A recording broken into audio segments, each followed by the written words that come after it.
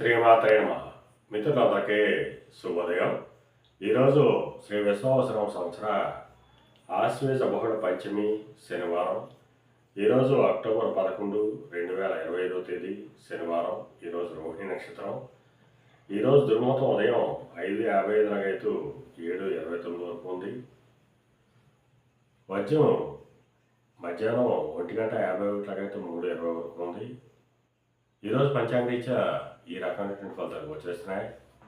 అలాగే ఈరోజు నక్షత్రం ఏంటంటే రోహిణి నక్షత్రం ఎవరికి తానాపన కుదురుతుందో మనం పరిశీలించినట్లయితే అశ్విని, కృత్తిక, మృగశిర, ఆరుద్ర, పుష్యమి, మఖ, ఉత్తర, చిత్త, స్వాతి, అనురాధ, మూల, ఉత్తరాషాఢ, ధనిష్ట, శతతార, ఉత్తరాభద్ర.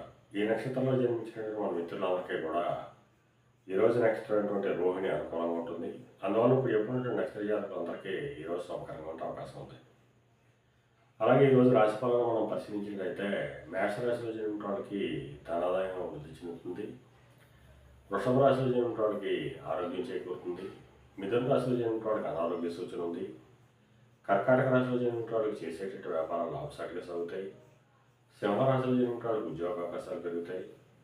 కన్యారాశిలో జన్మించిన వాళ్ళకి పితృరాజధానికి సంబంధించిన శుభవార్తలు ఉంటారు. తులారాశిలో జన్మించిన వాళ్ళకి అనారోగ్య సూచన ఉంది. వృశ్చిక రాశిలో జన్మించిన వాళ్ళకి కళత్రపూర్వక ధనలాభం కలుగుతుంది. ధనురాశిలో జన్మించిన వాళ్ళకి శత్రుభయం కలుగుతుంది.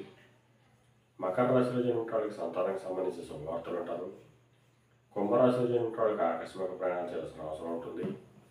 మేన రాశిలో జన్మించిన వాళ్ళకి పరాక్రమంతమైన ఆదాయం ఏర్పడతాయి. ఈరోజు ద్వాదశ రాశి యొక్క ఫలితాలు ఈ రకంగా తెలియజేయడం జరిగింది. అలాగే ఈరోజు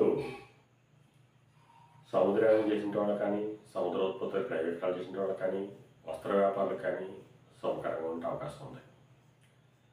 అలాగే సమస్త ఆయుధ వ్యాపారంగా ఉన్న వాళ్ళకి కానీ, పాతిన వ్యాపారం చేసిన వాళ్ళకి కానీ, బంగారు వర్తకులు కానీ, బంగారు ఆభరణాలు తయారు చేసిన వాళ్ళకి కానీ, శాంట్ వర్తకులు కానీ, సిమెంట్ వర్తకులు కానీ ఈరోజు శుభకరంగా ఉండే అవకాశం ఉంది.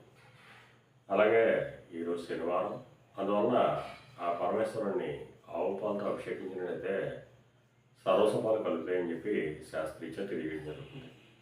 అలాగే మన రేపు శుభోదయం కార్యక్రమంలో మరిన్ని విషయాలు తెలుసుకుందాం.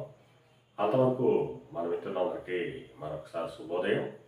ఇట్లు మీ పెదబాబు సిద్ధాంతి, కొలల మామిడాడ.